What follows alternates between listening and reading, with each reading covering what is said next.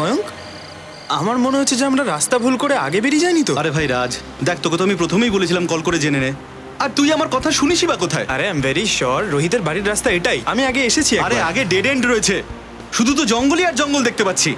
এবার কি করব? তুই একটা কাজ কর, এই মোবাইলটা নে আর এর মধ্যে চেক কর যে জিপিএস এ এই জায়গাটার নাম কি দেখাচ্ছে। আরে রাজ, এটা তো দেখছি খেচপাল রোড। খেজপাল রোড? কিন্তু রোহিতের বাড়ি যাওয়ার সময় তো এই খেজপাল রোড আসতোই না।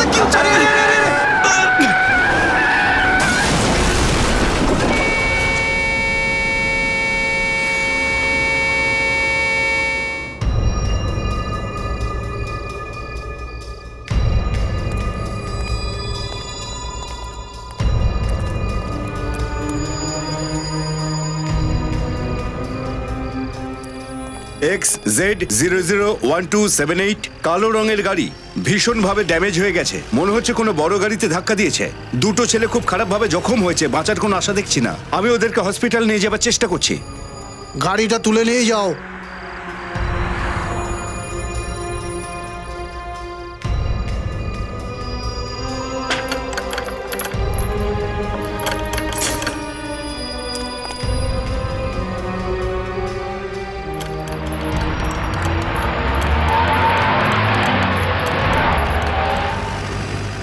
এটা কি?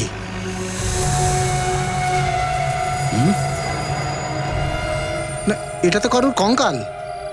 এর মানে হলো ডিভাইডারের ভেতরে কারো লাশ ছিল।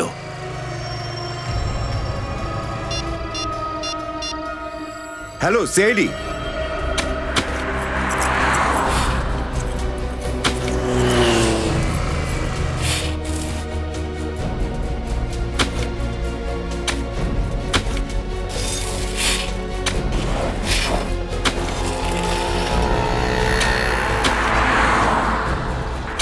কেউ ভাবতেই পারেনি হয়তো যে এখানে একটা অ্যাক্সিডেন্ট হবে আর এই ডিভাইডার থেকে একটা লাশ বেরোবে। মনে হচ্ছে বেশ অনেকদিন আগে এই লাশটাকে পুঁতেছিল এখানে, যেটা এখন কঙ্কাল হয়ে গেছে। স্যার, খুনি লাশটাকে এখানেই পোতার কথা ভাবলো কিভাবে? ও ভেবেছিল হয়তো যে কেউ এই ডিভাইডার তো ভাঙবে না আর কেউ এই কঙ্কালটাও পাবে না। একটা কাজ করো, তোমরা বেরিয়ে এসো, সরো দেখি।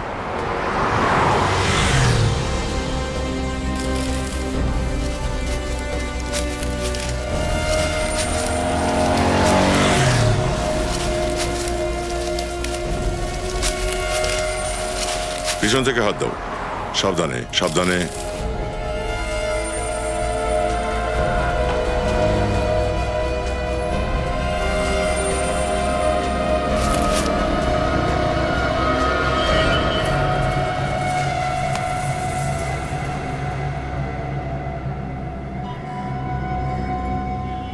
এই কঙ্কালটা কোনো মহিলার মনে হয়, আর এই যে পোশাক আছে এটাও কোনো মহিলার শাড়ি অথবা ওড়নার টুকরো মনে হয়। স্যার, এই কঙ্কালটা কোন মহিলার আর কে তাকে মেরেছিল এটা জানবো কি করে আমরা?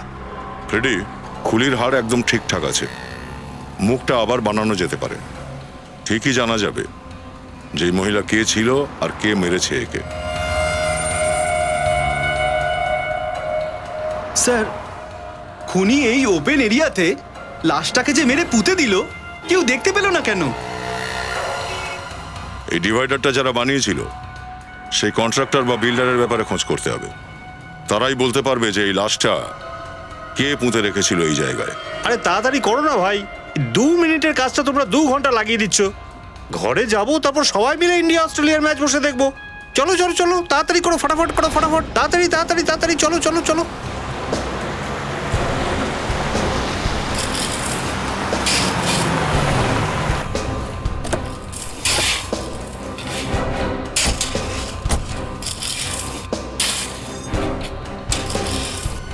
শোনো, এই যে ভাই, মালিককে এখানে,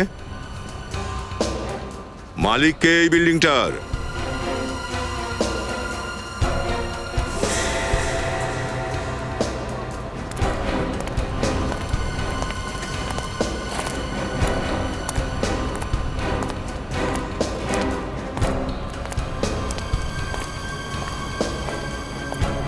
ফাইভ স্কোয়ার কনস্ট্রাকশন কোম্পানির মালিককে এখানে। আগে আমি, বলুন। তেজপাল রোডে যে ডিভাইডারগুলো আছে সেগুলো আপনি বানিয়েছিলেন? আগে হ্যাঁ, কিন্তু আপনারা কে আর এরকম প্রশ্ন করছেন কেন? সিআইডি? দেখুন স্যার, আমরা কোনো ভুলভাল কাজ করিনি। ইনফ্যাক্ট ডিভাইডার বানানোর জন্য যে মেটেরিয়াল ইউজ করেছি সেটাও A1 কোয়ালিটির। সত্যি কথা বলছি, আমরা আজে বাজে কাজ করিনি। কোনো গাফিলতি করেননি আপনি? একটা মহিলার লাশ ডিভাইডারে পোতা আছে। মহিলার লাশ? স্যার এ কি কথা বলছেন আপনি? আগে হ্যাঁ, ওই মহিলাটার কঙ্কাল আমরা ওই ডিভাইডার থেকে পেয়েছি। আপনারা এভাবে আমার দিকে কেন তাকাচ্ছেন? আমি আমি আমি আমি কিচ্ছু করিনি। ইনি কে? ইনি একজন কন্ট্রাক্টর। ডিভাইডার বানানোর কন্ট্রাক্টর আমি এনাকেই দিয়েছিলাম। দেখুন মানে আমি আমি কাউকে পারিনি, আমি কিছু করিনি। ডিভাইডার কবে বানানো হয়েছে? হ্যাঁ, ওই গত বছর 1 মে 2012 থেকে ওই 2রা জুন 2012-র মধ্যেই কাজটা হয়েছিল। 1 মে 2012 থেকে 2রা জুন 2012 পর্যন্ত। হ্যাঁ স্যার, দেখুন স্যার, ওই সাইটে তো সবসময় কাজ চলে না, ওই লেবাররা থাকে। স্যার আমি যদি কিছু করে থাকতাম তো লেবাররা জানতো না। স্যার হতে পারে যে লেবারগুলো কিছু জানে এই ব্যাপারে। ডিভাইডার বানাতে যতগুলো মজুর কাজ করেছে তাদের নাম আর ঠিকানা চাই আমার। আমি দেখা করতে চাই।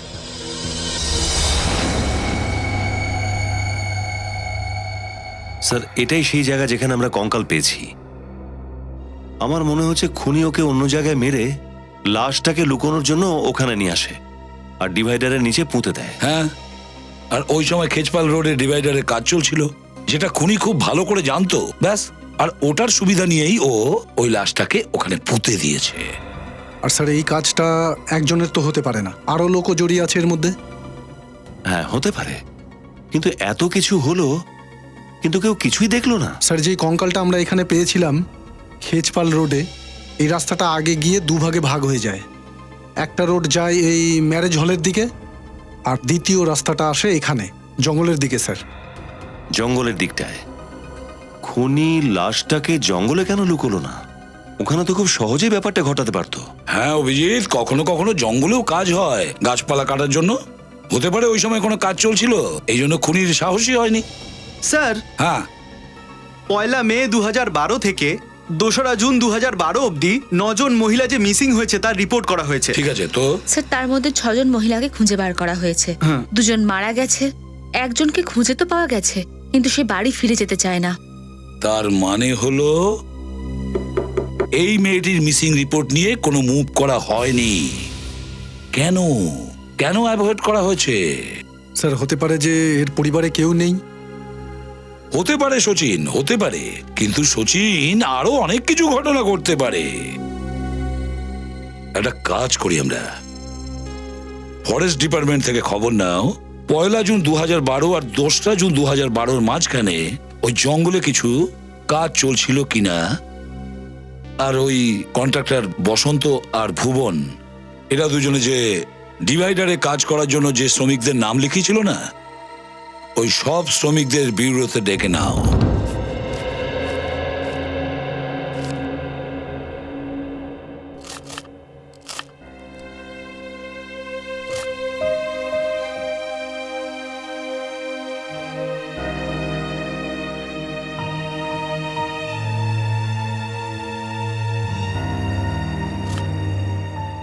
চিন্তা করে কি হবে জিতুর বাবা? চিন্তা হবে না, ওর স্কুলের ফিস দিতে হবে। আচ্ছা এটা বলো এখনো পর্যন্ত কতটা জমেছে? কত জমাবো?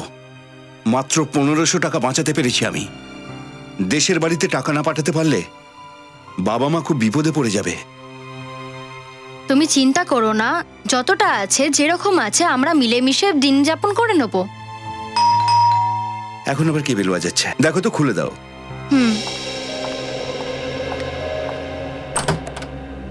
বৌদি নমস্কার। নমস্কার, আসুন।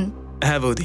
আরে সোহন, কি ব্যাপার বল? ভালো আছি ভাই। দৈনিক আমার একটা ছোট্ট কাজ করে দিবি? দেখ ভাই, না করিস না কিন্তু, আমি তোর উপকার না কোনোদিন ভুলবো না। আরে বাবা, ঘাবড়াচ্ছিস কেন? ব্যাপারটা কি বল?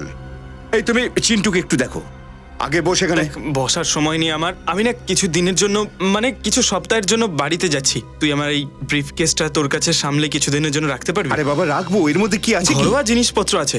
এইটা কোনো ফেঁসে যাবার ব্যাপার নয় তো। কিসব কথা বলছিস ভাই? তুই আমার বন্ধু হোস, তুই আমাকে ভরসা করিস না? আরে না না ভাই, আমি তোকে পুরোপুরি ভরসা করি, কিন্তু তুই কোনো সমস্যায় পড়িসনি তো? না না ভাই, এমন কোনো কথা নয়। তুই শুধু এটা রাখ, আমি যেই ফিরবো তোকে আমি ফোন করব। ঠিক আছে ভাই, এবার আমি আচ্ছা, চললাম। ঠিক আছে, সাবধানে যাস।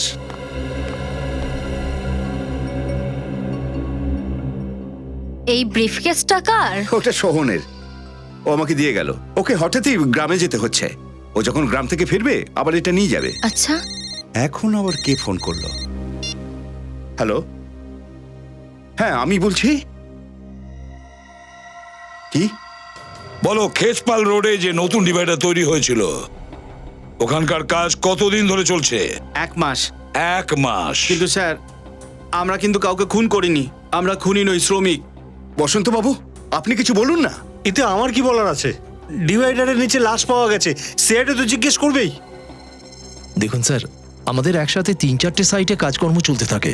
আমাদের আড়ালে ওরা কি করছে না করছে আমরা কি করে জানবো? হ্যাঁ, কিন্তু এদের মধ্যেই কারোর জানা আছে, সেই ওই লাশটা এখানে পুঁতেছে ওই ডিভাইডারের তলায়। না স্যার, এ কাজ আমরা করিনি, এ কাজ অন্য কেউ করেছে স্যার। কোনো অন্য লোকের কাজ? তাহলে তোমরা ওই অপরাধীকে দেখতে কেন পেলে না? তোমাদের সবার নজর এড়িয়ে লোকটা একটা লাশ পুঁতে দিল, আর কেউ কিচ্ছু জানতে পারলে না। আচ্ছা, শুধু এইটা বলুন যে আপনাদের মধ্যে কেউ কোনো এমন একজন লোককে ডিভাইডারের আশেপাশে ঘুরতে দেখেছেন যাকে আপনাদের সন্দেহ হয়? না স্যার, আমরা 1 মাসে পুরো ডিভাইডারটা তৈরি করে দিয়েছিলাম, এরকম লোককে দেখিনি। কেউ কিচ্ছু দেখেনি, কারোর কিচ্ছু জানা নেই। ঠিক আছে, সবাই যেতে পারো, কিন্তু মনে রেখো যদি দরকার পড়ে আবার আসতে হবে।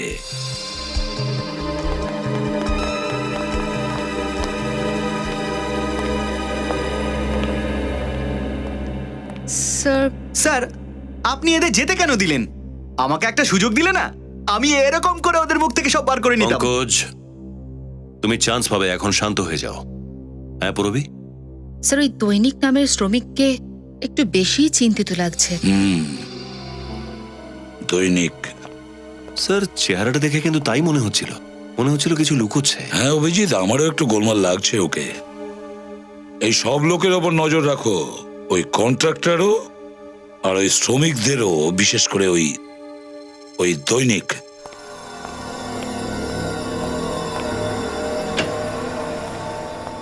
কি হলো সালুকে, এখন পর্যন্ত কিছু জানতে পারলে? আরে ভাই কি বলি বলো তো, একে লাস্ট আমার পেছু ছাড়ছে না, তোমরা আবার কঙ্কালটা নিয়ে হাজির করলে, মাথা খারাপ করে দিচ্ছ আমার। আরে ডক্টর সালুকে একটু রেস্ট নিয়ে নিন, কেন এত কষ্ট দিচ্ছেন মাথাটাকে?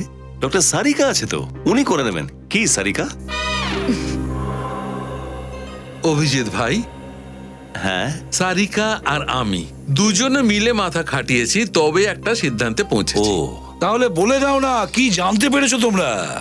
ব্যাপারটা হচ্ছে কি বস, এই মৃত লোকটির বয়স 25 থেকে 30 বছরের মধ্যে হবে। 25 থেকে 30 বছরের মধ্যে? আচ্ছা, আর মৃত্যুটা হলো কিভাবে? এর মৃত্যু হয়েছে ঘাড় ভেঙে দেওয়ার কারণে। ঘাড় ভেঙে দেওয়ার কারণে? হ্যাঁ বস,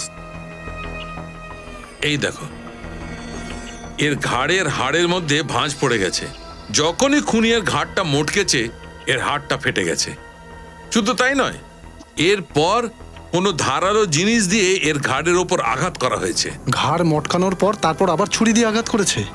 খুনির মাথার মধ্যে এসব কি ঘুরছিল? হতে পারে খুনি চাইছিল যে ও কোনোভাবেই যেন বাঁচতে না পারে, এই জন্য ও আরো একবার চেষ্টা করেছিল। একবার নয় বস, খুনি বারবার এর গলার ওপর আঘাত করেছে, আর তারপর এর গলাটাও কেটে দিয়েছে। এতটা নিষ্ঠুর? এই দেখো, আঘাতের কারণে এইখানটার ফেটে গেছে, স্বর নালী ফেটে গেছে। তা সত্ত্বেও এই মেয়েটি নিজেকে বাঁচানোর জন্য সম্পূর্ণ চেষ্টা করেছিল। গলা কাটার পর খুনি এর গলাটাকে বিচ্ছিরিভাবে খামচি করেছে। ঠিক সেই কারণে এর গলার নলির মধ্যে আমি খুনির হাতের আঙুলের নখ পেয়েছি।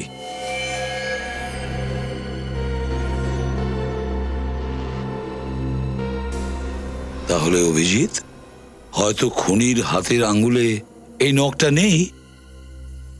ডক্টর, এই নখ পুরুষ না স্ত্রীলোকের? ডিএনএ টেস্ট করেছিলাম, জানা গেছে যে এটা পুরুষের নখ। স্যার, এটা লুটপাটের কোনো কেস নয় তো? কোনো জুয়েলারি বা কিছু ছিনতাই করেছে, আর ওই ছিনতাইয়ের সময় নখটা ফেঁসে গেছে? হ্যাঁ। এর মৃত্যুটা কবে হয়েছে ডক্টর? 7 থেকে 8 মাস আগে হয়েছে। 7 থেকে 8 মাস আগে? তাহলে শালুকের একটা স্কেচ বানিয়ে দাও। স্কেচ তৈরি করেছি বস। করিয়েছো? তাহলে দেখাও। এসো দেখাচ্ছি।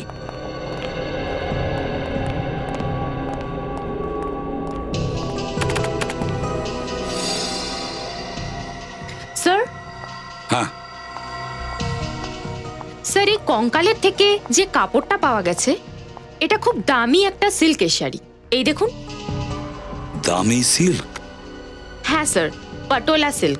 আর এর উপর যে সেলাই করা হয়েছে সেটা মেশিনে নয় বরং হাতে করা হয়েছে। আচ্ছা, স্যার পাটোলা সিল্কের ওপর হাতের এই কাজ, এটা তো মনে হচ্ছে গুজরাটের কোনো জেলার। তাহলে এক কাজ করো অভিজিৎ, গুজরাটে পাটনে যাও, খোঁজ নাও এই ধরনের সেলাই কোন কারখানায় হয়, আর সেখানে গিয়ে এই মেয়েটির ফটোও দেখাও। হয়তো এই মেয়েটির ব্যাপারে অনেক কিছু আমরা জানতে পারবো।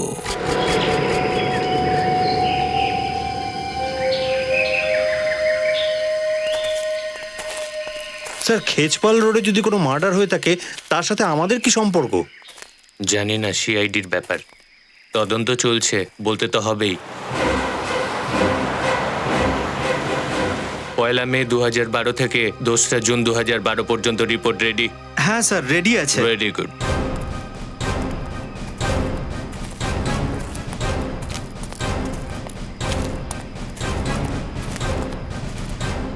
নমস্কার স্যার, আমার নাম অময়, আর ইনি আমাদের head of the department mister Chandan. Hello officer. Hello. নমস্কার স্যার। নমস্কার। দেখুন, এটা আমাদের খুঁজে বার করতে হবে যে 1 মে 2012 থেকে 2 জুন 2012-র মধ্যে এই জঙ্গলের মধ্যে আপনাদের কোনো কাজ চলছিল? হ্যাঁ, কাজ তো চলছিল, কিন্তু কেন স্যার? সেই সময় একজন মহিলার খুন হয়ে যায়, আর খুনি ওই মহিলার লাশ খেজপাল রোডের ডিভাইডারের তলায় পুঁতে দেয়।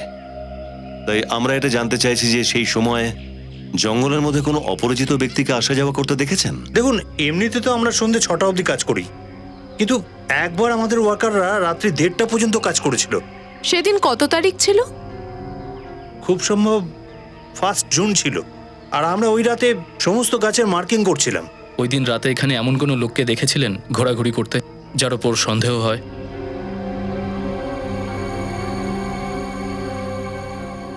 হ্যাঁ স্যার, মনে পড়েছে, আমি দেখেছি একটা লোককে।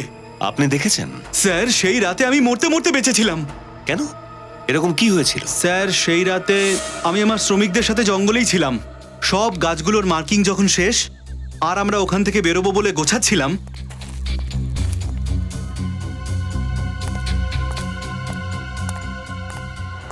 হঠাৎ করে একটা জোরে গাড়ি এলো আর আমায় ধাক্কা মারলো। আমি ওঠার আগে গাড়িটা রিভার্স করে চলে গেল আর আমার বাদিক থেকে খুব স্পিডে চলে গেল, আর ওরা গাড়িটা নিয়ে পালিয়ে গেল। কটা সময় এটা হয়েছিল? মনে হয় 9টা, 9:30টার মধ্যে। মানে ওটা খুনি ছিল, এখানে লাশটা রাখতে এসেছিল, জঙ্গলে কাজ করতে দেখে ফিরে চলে যায়, আর খেজপাল রোডের ডিভাইডারে লাশটাকে পুঁতে দেয়। এই ডিভাইডারে শ্রমিকরা নিশ্চয়ই কিছু লুকোচ্ছে।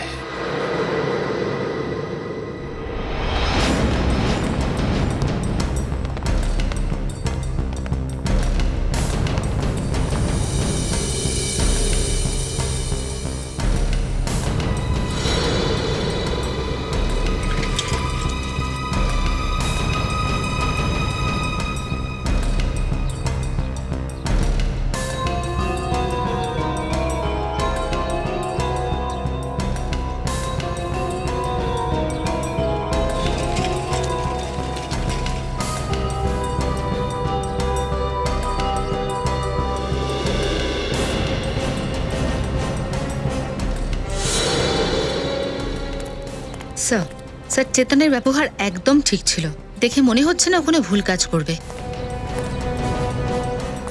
স্যার, এদিকেও সব ঠিক আছে। কোনো মজুরের ব্যবহারে কোনো পরিবর্তন পেলে না? হ্যাঁ স্যার, যেমন করে ওরা আগে কাজে যেত এখনো ঠিক একইভাবে কাজে যাচ্ছে। দেখে তো মনে হচ্ছে না কোনো ব্যাপারের কোনো টেনশন আছে। টেনশন করছে না তার কারণ ওরা কোনো অন্যায় কাজ করেনি, কিন্তু এই যে দৈনিক এর ব্যবহারটা একটু গড়বড়ে মনে হচ্ছে। আমি কতবার বারণ করেছি, এই সুহান লোকটা একদম ভালো নয়, আর তুমি আমার কথাটাই শোনো না, ঠেলে দিল না আমাদের বিপদের মুখে। তুমি চিন্তা করো না, আমি সমস্যা থেকে বেরোনোর একটা রাস্তা ভেবেছি। কিন্তু তুমি এই বিফরেস্টটা নিয়ে কোথায় যাচ্ছ? আচ্ছা আচ্ছা, তুমি সিআইডি কে দিতে যাচ্ছ না তো? এই রকম ভুল করো না, তুমি যদি নিয়ে যাও তাহলে তুমি ফেসে যাবে। তুমি কি আমাকে পাগল ভেবেছো? শুটকেসটা আমি সিআইডি কে দিয়ে দেবো? ব্রিফকেসটার সাথে নিয়ে এত ঘাবড়ে আছে কেন? কি আছে এই ব্রিফকেসের মধ্যে? স্যার, যখন ব্যুরোতে জিজ্ঞাসাবাদের জন্য ডাকা হয়েছিল তখনও দৈনিককে সব থেকে বেশি চিন্তিত লাগছিল। আরে কিন্তু তুমি কোথায় যাচ্ছ সেটা তো বলে যাও। এসে বলছি। আরে এই খাবারটা তো নিয়ে যাও। স্যার, আমার তো মনে হয় যে ও কঙ্কালের ব্যাপারে নিশ্চয়ই কিছু জানে। হতে পারে সচিন, চলো গিয়ে দেখি একবার যে যাচ্ছেটা কোথায়।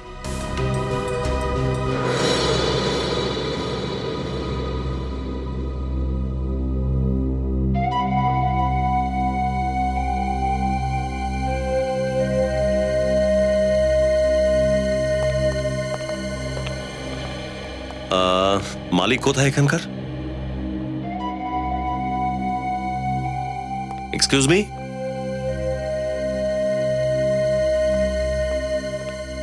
আপনি এখানকার মালিক? আগে হ্যাঁ স্যার। এই ডিজাইনটা দেখে বলতে পারবেন এটা আপনার এখানে তৈরি কিনা? স্যার, ডিজাইনের ব্যাপারে আমি বলতে পারছি না, এই ধরনের মেটেরিয়াল অবশ্য আমরাই শুধু ইউজ করি। আচ্ছা আপনি এটা দেখে বলুন তো। আগে স্যার, এটা আমাদের এখানকারই ডিজাইন, আর গত বছর এরকম ডিজাইনেরই আমরা দুটো শাড়ি বানিয়েছিলাম। এই শাড়ি দুটো কার জন্য তৈরি করেছিলেন আপনারা? কিন্তু আপনারা কে আর এরকম প্রশ্ন করছেন কেন? আমরা সিআইডি। দেখুন, ঘাবড়াবেন না, একটা কেসের জন্য আমরা এখানে এসেছি তদন্ত করতে। আমরা একজন মহিলার কঙ্কাল পেয়েছি, আর ওই কঙ্কালের উপরে শাড়ির টুকরো ছিল। তো আপনি প্লিজ একটু বলবেন কাকে বেচেছিলেন শাড়িগুলো? Sir 2 minute.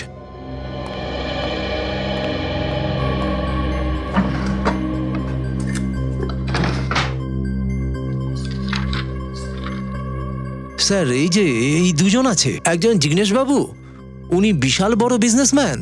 উনি ওনার স্ত্রীর জন্য অর্ডার দিয়েছিলেন 1 জানুয়ারি 2012-তে। আর দ্বিতীয়টা? দ্বিতীয়জন তানিয়া দেবী, উনি মুম্বাইয়ের। এনাকে আমরা ডেলিভারি দিয়েছিলাম 25 মে 2012 স্যার। তানিয়া দেবী মুম্বাই থেকে? ইনি আমাদের বহুদিনের পুরনো কাস্টমার স্যার। আমার মনে হয় ওনার বিয়ে হয়ে গেছে আর উনি বিদেশে চলে গিয়েছেন স্যার। ওনার বিয়ে কবে হওয়ার কথা ছিল? 1 জুন 2012 স্যার। আচ্ছা উনি কি এই ভদ্রমহিলা? হ্যাঁ স্যার, ইনি তো। এই তানিয়া দেবীর অ্যাড্রেস আর ফোন নাম্বার নিশ্চয়ই আপনার কাছে আছে।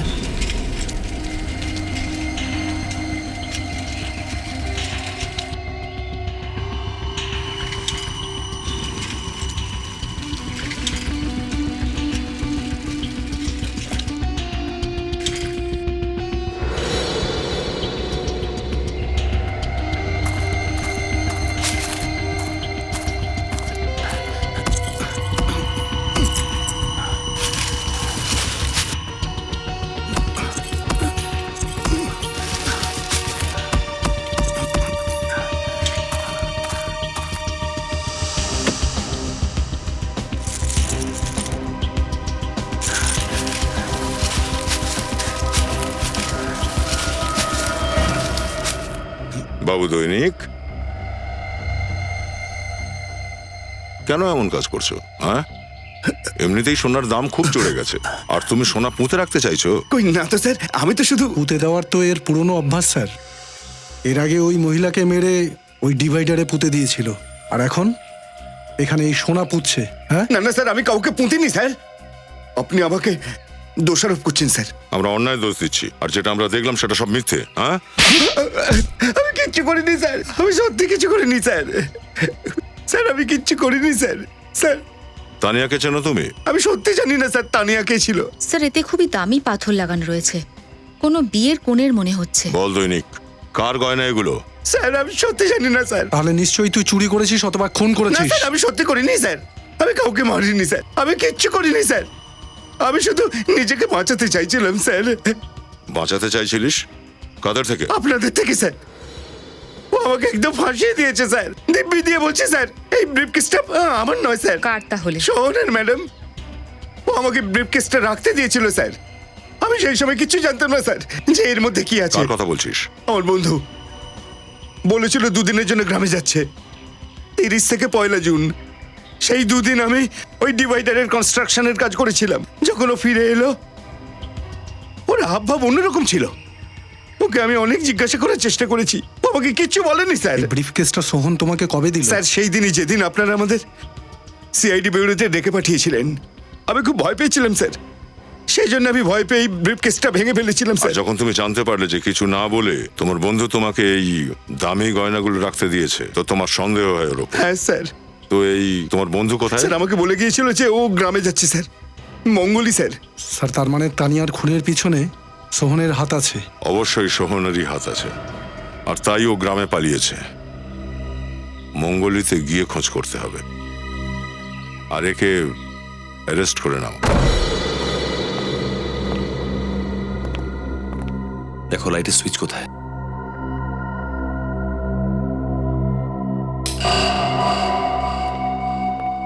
ঘরটা তো বেশ সুন্দর করে সাজানো দেখছি, যেভাবে বিয়েতে সাজানো হয়, কিন্তু ফুলগুলো বাসি হয়ে গেছে। স্যার মনে হচ্ছে এই সমস্ত ব্যবস্থা তানিয়ার বিয়ের জন্য করা হয়েছিল। স্যার 1 জুন 2012 পর মনে হয় না কেউ এই বাড়িতে এসেছে। বিয়ের দিনই বেচারির খুন হয়ে গেছিল নাকি? কিন্তু স্যার তানিয়ার গায়েব হওয়ার রিপোর্ট কেউ লেখায়নি কেন? প্রতিবেশীরা বলছিল ও এখানে একা থাকতো। মনে হয় ওর ফ্যামিলিতেও কেউ নেই স্যার। বাড়িটা খুব ভালো করে চেক করো, দেখো কাজের কোনো জিনিস পাওয়া যায় কিনা। স্যার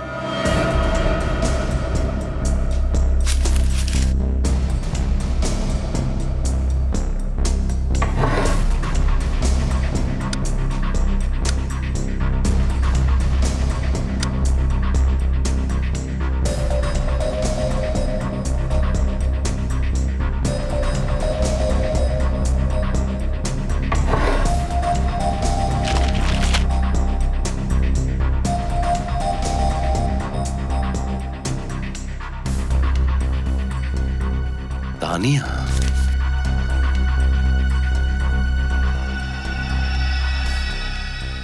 স্যার কিছু পেলে নাকি? হ্যাঁ স্যার, তানিয়ার বিয়ের কার্ড। হ্যাঁ, Tania weds Manik, 1 June 2012, Shubhangi banquet hall, খেজপাল রোড। স্যার তার মানে আপনার সন্দেহ সত্যি হয়েছে। তানিয়া ম্যারেজ হলে যাওয়ার জন্য বাড়ি থেকে বেরিয়েছিল, কিন্তু রাস্তায় কেউ ওকে খুন করেছে। তানিয়া ওয়েডস মানিক।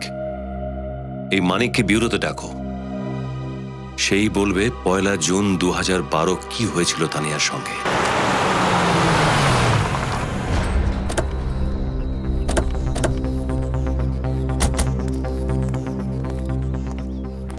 এই যে শোনো ভাই। হ্যাঁ বলুন। আচ্ছা এই সোহন কোথায় থাকে? কে সোহন? আরে ওই সোহন যে দুদিন আগেই মুম্বাই থেকে এখানে এসেছে। আচ্ছা আচ্ছা, ওই সোহন। স্যার আপনারা মনে হয় জানেন না। কি? ও মুম্বাই থেকে ফেরার পরই তো অসুস্থ হয়ে পড়েছে।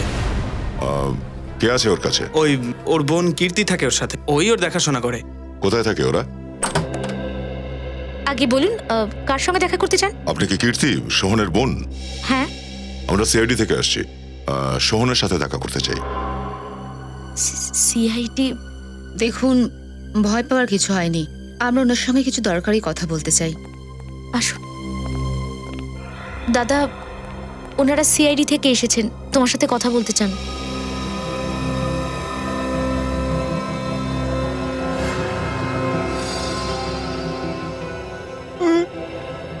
আপনারা দাদাকে কি জিজ্ঞাসা করতে চান? আসলে দাদা ঠিকমতো বলতেও পারবেন না। কি কি হয়েছে? গ্রামের ডাক্তারবাবু বলেছেন যে দাদাকে কোনো বিষাক্ত পোকা কামড়েছে। কবে হয়েছে এসব? সেদিনই, যেদিন দাদা শহর থেকে এখানে ফিরে এসেছিল। এখানে এসেই দাদা খেতে কারুর সঙ্গে দেখা করতে যান, আর ফেরার পরেই খুব জ্বর আসে দাদার। ব্যাস তখন থেকেই দাদা না কথা বলতে পারছে, না হাঁটতে পারছে। আর গ্রামের ডাক্তার বলেছে যে দাদা আর কখনো কথা বলতে পারবে না।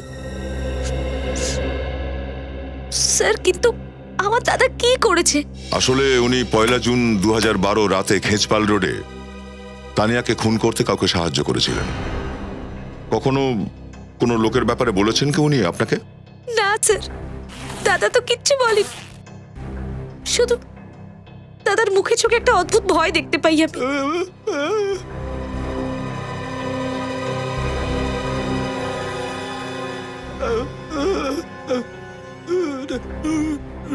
কি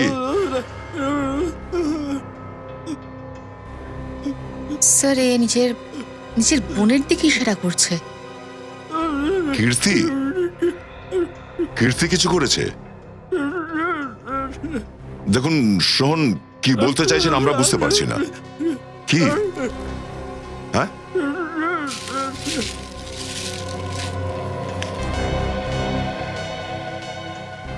রক্ত?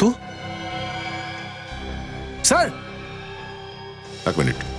হ্যাঁ সচিন, এই দেখুন স্যার, সোনের ব্যাগের থেকে এই কার্ডটা পেয়েছি, আর এটাতে রক্ত লেগে আছে। সমাজ সেবা কার্যক্রমের এটা একটা ভিআইপি পাস, যেটা 1 জুন 2012-তে অনুষ্ঠিত হয়েছিল। এটাই অনুষ্ঠানের চিফ গেস্টের কার্ড তো। আর স্যার এই যে রক্ত লেগে আছে, এটা তানিয়ার না তো? হতে পারে সেটা। এই ভিভিআইপি পাসটা সোহনের ব্যাগে ছিল, তার মানে ইনি নিশ্চয়ই এই চিফ গেস্টকে চিনতেন। আর এই পাসটাও কোনো একটা বিশেষ কারণে নিজের কাছে রেখে দিয়েছিল। একটা কাজ করি, এসো। যে লোকগুলো এই অনুষ্ঠানের আয়োজন করেছিলেন তাদের সঙ্গে দেখা করি, চলো। ওখান থেকেই জানতে পারা যাবে কার্ডের ওপরে এই রক্তের রহস্যটা কি। এসো স্যার, এই যে মানিক। হ্যাঁ মানিক, মানিক এই ফটোটা দেখো, একে চেনো তুমি? এ তো স্যার তানিয়া, ওর সঙ্গে আমার বিয়ে হওয়ার কথা ছিল। হ্যাঁ, তানিয়ারই ছবি এটা। আমি বলতে চাইছি তানিয়াই ছিল। যেখানে তোমার বিয়ে হওয়ার কথা ছিল সেখানে, ওখান থেকে কিছুটা দূরে আমরা তানিয়ার এই কঙ্কালটা পেয়েছি।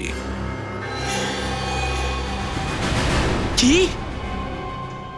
এটা হতে পারে না স্যার। সেটাই হয়েছে মানিক বাবু। কেউ তানিয়াকে বিয়ের পোশাকেই মেরে ফেলেছে আর ওকে মাটিতে পুঁতে দিয়েছে। কে মেরেছে আমার তানিয়াকে? হয়তো আপনি। আমি? আমি কেন মারবো? তাহলে তানিয়া নিখোঁজ হওয়ার পর আপনি এফআইআর কেন করেননি? ওকে খোঁজার চেষ্টা কেন করেননি আপনি? স্যার, আমি ওকে খোঁজার প্রচন্ড চেষ্টা করেছিলাম, কিন্তু যখন ও বিয়ে বাড়িতে এলো না, আমি তখন বুঝে গেলাম যে ও আমাকে বিয়ে করতে চায় না স্যার। আর আমি খুব কষ্ট পেয়েছিলাম যখন ও এই ঘটনার পরে একবারও আমাকে ফোন করলো না। তাহলে তুমি ফোন করতে পারতে ওকে। স্যার, আমি অনেক চেষ্টা করেছিলাম ওকে ফোন করার, কিন্তু ফোনটা সুইচ অফ ছিল। কিন্তু আমি জানতাম ওর কিছু আত্মীয়রা আমাদের বিয়ের বিপক্ষে ছিল। স্যার, তানিয়া ওদেরকে খুব ভয় পেত, আর ও সবসময় বলতো যে ওর আত্মীয়রা খুবই বিপজ্জনক আর খুবই পাওয়ারফুল লোক। ও যখন বিয়ে বাড়িতে এলো না, তখন আমাদের বাড়ির লোকেরাও খুব রেগে গেল স্যার। আর আমি তখন বুঝে গেলাম যে ও ওর আত্মীয়দের জন্য ভয় পেয়েই এমনটা করেছে স্যার। কারা মনে আছে যারা ওর আত্মীয়? কখনো তানিয়া কি ওদের নাম বলেছিল? না স্যার, ও কোনোদিনও দেখাই করায়নি। তানিয়ার বাবা মার সাথে কথা বলনি কেন তুমি? তানিয়ার মা বাবা কেউ নেই স্যার। তানিয়ার সাথে শেষবারের মতো কখন কথা বলেছিলেন আপনি? এই ধরুন 8:30 নাগাদ, যখন ও বিউটি পার্লার থেকে বিয়ে বাড়ির জন্য বেরিয়েছিল। মানে যা কিছু হয়েছে সেটা বিউটি পার্লার আর ওই ম্যারেজ হলের মাঝখানেই হয়েছে।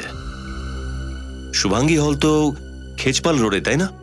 হ্যাঁ স্যার। তো সেদিন যখন আপনি ওখানে গেলেন, তো ওই ডিভাইডারের ওপর কি কোনো কাজ চলছিল? হ্যাঁ স্যার, চলছিল। ওখানে কাউকে দেখেছিলেন আপনি? না স্যার, কিছু দেখিনি স্যার। কারোরই চোখে পড়েনি। ঠিক আছে, যেতে পারো তুমি। আচ্ছা স্যার।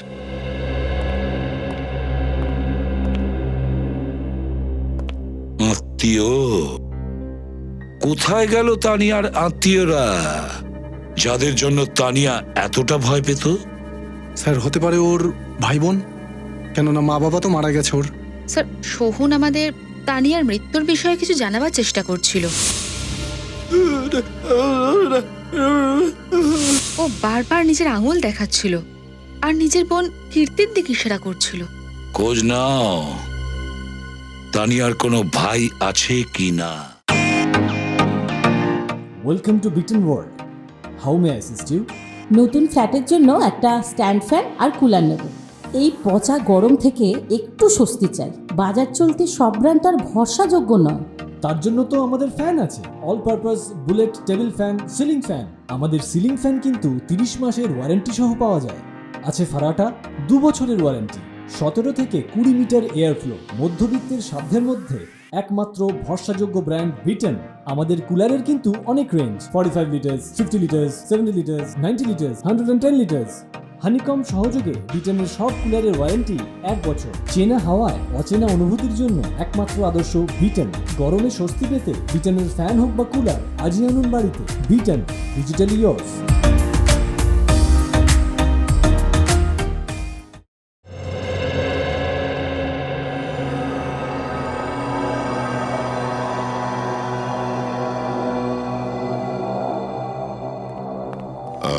এই যে শুনুন ভাই, এখন লাঞ্চ খাবার সময় 1 ঘন্টা পরে আসবেন। এত সময় নেই আমাদের হাতে, আমরা সিআইডি থেকে আসছি। সিআইডি? আসুন স্যার, বসুন। না না, আমরা বসার জন্য আসিনি, এখানে কিছু প্রশ্ন ছিল। নমস্কার স্যার, আমার নাম ঐশ্বর্য। দেখুন মিসেস ঐশ্বর্য দেবী। না না, আমি এখনো পর্যন্ত ঐশ্বর্যই আছি।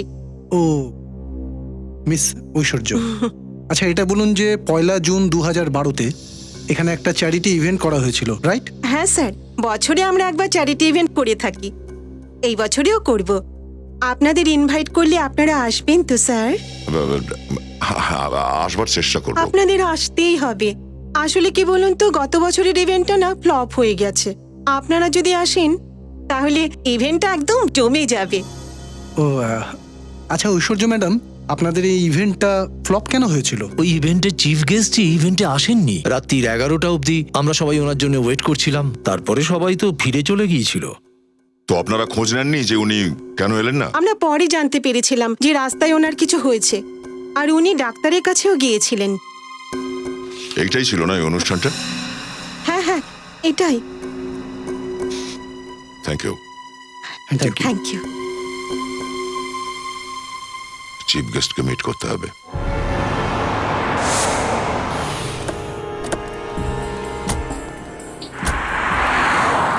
এইখানটায় পেয়েছিলাম তানিয়ার কঙ্কাল, আর একটু পরে যে দুটো রাস্তা যাচ্ছে, এই দিকটাতে তো ম্যারেজ হল, আর এই দিকটাতে জঙ্গল আছে। খুনি তানিয়ার লাশটাকে জঙ্গলে পুঁতে দেওয়ার চেষ্টা করেছিল, কিন্তু সেখানে কাজ চলছিল, তাই ওখান থেকে ফিরে চলে আসে আর এখানে ডিভাইডারে পুঁতে দেয়। হ্যাঁ স্যার, বিয়ের পোশাক পরেই তানিয়া বিউটি পার্লারটা থেকে বেরোয়। রাস্তাতেই খুনির সাথে দেখা, যাকে আগে থেকেই সে চিনতো। তারপর দুজন একসাথে ম্যারেজ হলের উদ্দেশ্যে রওনা হয়। কিন্তু ম্যারেজ হল পর্যন্ত পৌঁছয়নি ফ্রেডি, তার আগেই খুনি নিজের কাজ করে দেয় আর এখানে তানিয়াকে পুঁতে দেয়। স্যার কিন্তু একা একা এটা করলো কি করে? ও কেউ হয়তো ওকে সাহায্য করেছে। হ্যাঁ স্যার, এই কাজটা কোনো কনস্ট্রাকশন সাইটের ওয়ার্কারই করতে পারে। অন্য কেউ করলে এরকম ফিনিশিং করতে পারতো না। পরের দিন যখন বাকি ওয়ার্কাররা এখানে আসতো, তখন এবড়ো খেবড়ো কাজ দেখে ওরা আবার এটাকে ভেঙে ফেলতো, তখনই লাশটাকে দেখতে পেত। স্যার, এই কাজটা নিশ্চয়ই সোহন করেছে। ওর কাছেই তো সোনার গয়না ছিল, যেটা ও দৈনিককে দিয়েছে। হয়তো তানিয়ার গলা থেকে নিয়ে দিয়েছে। আর সোহনকে এই কাজটার জন্য একটাই লোক ডাকতে পারে। হ্যাঁ দয়া,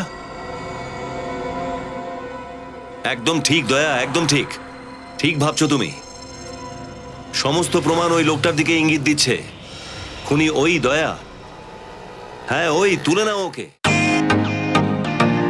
ওয়েলকাম টু বিটেন world. How may I assist you? নতুন ফ্ল্যাটের জন্য একটা স্ট্যান্ড ফ্যান আর কুলার নেব। এই পচা গরম থেকে একটু স্বস্তি চাই। বাজার চলতে সব ব্র্যান্ড আর ভরসাযোগ্য নয়। তার জন্য তো আমাদের ফ্যান আছে, all purpose bullet table fan, ceiling fan. আমাদের সিলিং ফ্যান কিন্তু 30 মাসের ওয়ারেন্টি সহ পাওয়া যায়। আছে ফারাটা 2 বছরের ওয়ারেন্টি, 17 থেকে 20 মিটার এয়ার ফ্লো, মধ্যবিত্তের সাধ্যের মধ্যে একমাত্র ভরসাযোগ্য ব্র্যান্ড বিটেন।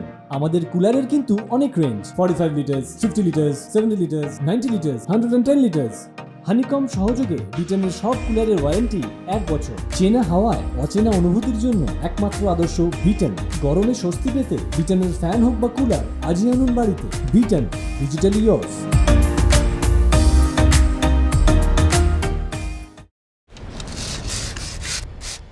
চল চল চল চল চল চল জলদি কর জলদি কর। আরে তুই ভেতরে কি করছিস? হ্যাঁ, আরে 4 দিনের কাজ ছিল 8 দিন লাগিয়ে দিচ্ছিস তোরা। কি ধরনের অলস লোক তোরা? আজ থেকে লিফটের কাজ শুরু হওয়ার কথা, সেটা কবে শুরু হবে? মাথায় ঢোকে না তোদের ব্যাপারটা? আচ্ছা ভুবন বাবু, আপনি কি কন্ট্রাক্টরকে শুধু লেবারদের উপরে চাচাবার জন্যই রেখেছেন? আসলে বসন্তবাবু এরকমই, ছোট ছোট কথায় রেগে যান ঠিকই, কিন্তু লেবারদের দিয়ে ভালো কাজ করিয়ে নিতে পারেন। আচ্ছা, আপনি কোনো তানিয়া নামের মেয়েকে চিনতেন? তানিয়া? না স্যার। ঠিক আছে। আরে চল চল চল চল, তাড়াতাড়ি কর তাড়াতাড়ি কর। জানি না কখন কাজ শেষ করবে এরা, বুঝতেই পারছি না কিছু। স্যার, আপনারা এখানে? কি করব, সিআইডির কাজটাই এরকম, আসা যাওয়া লেগেই থাকে। হ্যাঁ স্যার। বসন্ত বাবু, আপনি তানিয়া বলে কাউকে চিনতেন? তানিয়া? না স্যার। এই তানিয়াটা কে স্যার? আমি কোনো তানিয়াকে তো জানি না। এর গলার হাড়ের মধ্যে আমি খুনির হাতের আঙুলের নখ পেয়েছি। বসন্ত বাবু, আপনার হাতের এই বুড়ো আঙুলটা ছোট থেকেই কি এমনই, নাকি কারোর সাথে মারামারি করতে গিয়ে এমন হয়েছে নখটা? না স্যার, আসলে এটা হলো গিয়ে ওই মানে, হ্যাঁ, আমার ওই গাড়ির টায়ারটা বদলানোর সময় আমার নখটা ওখানে ঘষে যায় আর এই নখটা ভেঙে যায় স্যার। গাড়ির টায়ার পাল্টাচ্ছিলেন নাকি তানিয়ার গলা টিপছিলেন? স্যার, ও স্যার,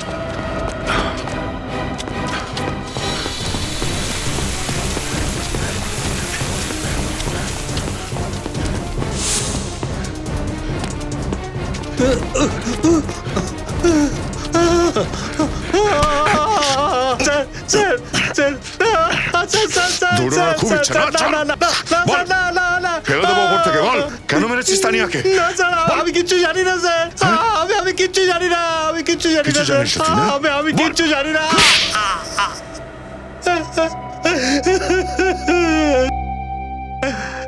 হ্যাঁ স্যার, আমি তানিয়াকে খুন করেছি। শুধু এটাই নয়, তুমি ওর ঘাড় ভেঙে দিয়েছো, গলা কেটেছো। লজ্জা করে না তোমার নিজের বোনকে এভাবে এরকম নৃশংসভাবে খুন করতে? ও আমার নিজের বোন ছিল না। ও তো সম্পর্কে তোমার বোনই ছিল, তাই না? হ্যাঁ, কেন খুন করেছো ওকে? কারণ আমি ঘেন্না করতাম ওকে। বাবা সমস্ত সম্পত্তি ওকে লিখে দিয়েছিল, আমার নামে একটা কানা করিও লিখে যায়নি। যদিও মানিককে বিয়ে করতো তো মানিক ওর সমস্ত সম্পত্তি নিয়ে নিত, সবকিছু ওর নামে হয়ে যেত। এই জন্য আমি তানিয়াকে ডাকলাম, আমি চেয়েছিলাম ও কাগজে সই করে দিক, যাতে যাতে বিয়ের পর সমস্ত প্রপার্টি আমার নামে হয়ে যায়। দেখ তানিয়া, তোর বিরুদ্ধে আমার কোনো অভিযোগ নেই, তুই একবার এই সম্পত্তির দলিলে সই করে দে, এরপর তোর রাস্তা আলাদা, আমার রাস্তা আলাদা। এটা কি বসন্ত দাদা? আমি ভেবেছিলাম তুমি পুরনো সব কথা ভুলে গিয়ে তোমার এই সৎ বোনকে ভালোবেসে কাছে টানতে চাও, কিন্তু তুমি আমার বিয়ের দিনে এই পেপারে আমাকে সাইন করতে বলছো। আমি আমার সম্পত্তি কখনো তোমাকে লিখে দেব না। গাড়ি থামাও। এই গাড়ি তো তখনই থামবে যখন তুই এই কাগজের উপর সই করবি। এতদিন আমি চুপ করেছিলাম, এমনকি আমি মানিককেও কখনো বলিনি যে আমার এক সৎ দাদাও আছে, যে শুধু টাকাকে ভালোবাসে, আমাকে নয়। কিন্তু এবার আমি সবাইকে তোমার স্বরূপটা চিনিয়ে দেব। আমি বলছি গাড়িটা থামাও দাদা, আমি কিন্তু খুব জোরে চিৎকার করবো, গাড়িটা থামাও দাদা, গাড়িটা থামাও, বাঁচাও, কেউ আছে, বাঁচাও।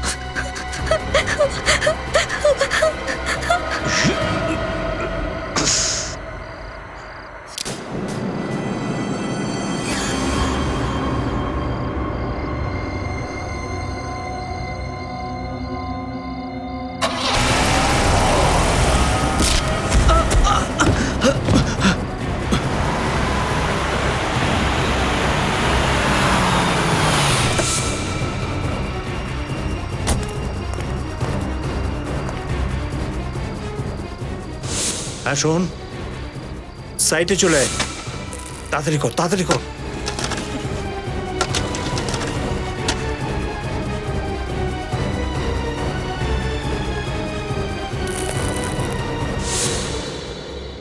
কিন্তু তুমি স্বপ্নেও কখনো ভাবতে পারোনি যে ওই রাস্তায় একদিন অ্যাক্সিডেন্ট হবে, ডিভাইডার ভাঙবে, আর তোমার অপরাধ সামনে চলে আসবে। কেন সোহমের উপর হামলা করেছো তুমি? কারণ একমাত্র ওই ছিল যে আমার রহস্য জানতো। তারপরে ধরা তো তুমি পড়লে, হ্যাঁ? ধরা তো পড়লেই। কি মনে করেছিলে তুমি যে সম্পত্তির জন্য তুমি তোমার বোনকে এত নৃশংসভাবে খুন করলে সেই সম্পত্তি তোমার নিজের হবে? না, আদালত তোমাকে ফাঁসি দেবে, ফাঁসি।